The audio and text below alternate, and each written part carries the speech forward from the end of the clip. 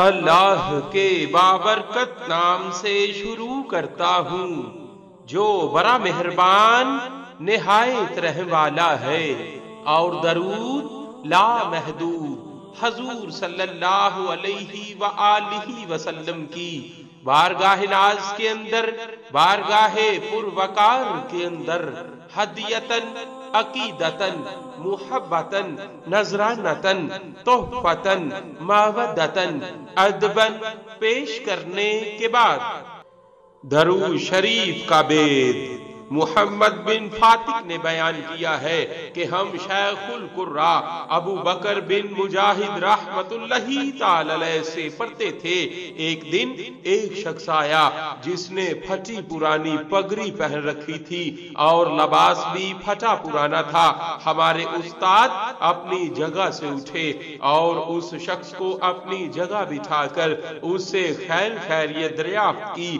اس آنے والے نے عرض کی، آج میرے گھر بیٹا پیدا ہوا ہے اور گھر والے مجھ سے گھی وغیرہ کا مطالبہ کرتے ہیں، جبکہ میرے پاس کچھ بھی نہیں ہے۔ شیخ ابو بکر بن مجاہد فرماتے ہیں کہ میں پریشانی کے عالم میں رات کو سویا تو خواب میں سرکار دو عالم صلی اللہ علیہ وآلہ وسلم جلوہ گر ہوئے اور فرمایا، کیا پریشانی ہے؟ علی بن عیسیٰ وزیر کے پاس جاؤ اور اسے میرا سلام کہو، مزید کہو کہ وہ تمہیں 100 دینار دے دے، اور اس کی سچائی کی علامت یہ ہے کہ تم ہر جمعہ کی رات کو 1000 مرتبہ درود شریف پڑھتے ہو، جبکہ گزشتہ جمعہ تم نے 700 مرتبہ درود شریف پڑھا تھا کہ بادشاہ کی طرف سے بلاوا آ گیا تھا،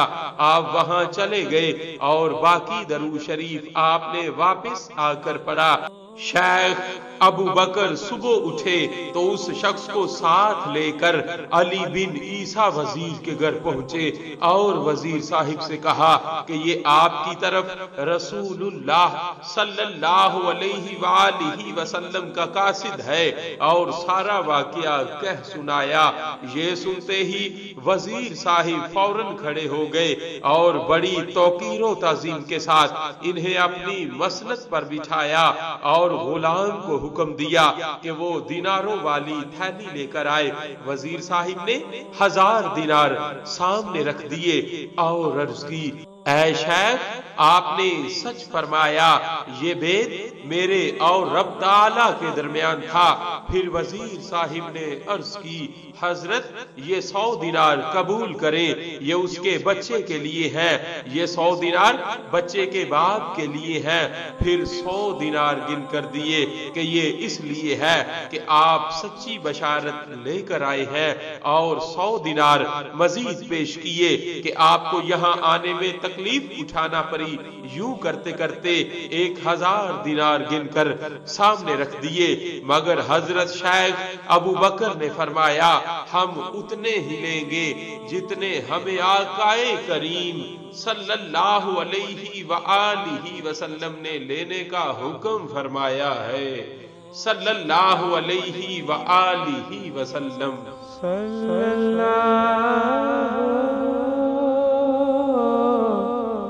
علیہ